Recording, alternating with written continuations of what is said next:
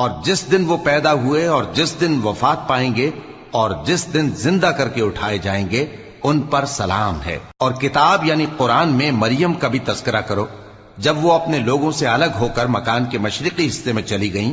پھر انہوں نے ان کی طرف سے پردہ کر لیا، تو ہم نے ان کی طرف اپنا فرشتہ بھیجا، سو وہ ان کے سامنے ایک خوبصورت مرد کی صورت میں آیا۔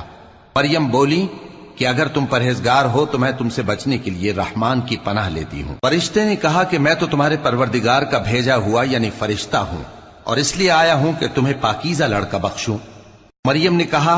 کہ میرے ہاں لڑکا کیوں کر ہوگا جبکہ مجھے کسی مرد نے بطور شوہر چھوا تک نہیں اور میں بدکار بھی نہیں ہوں۔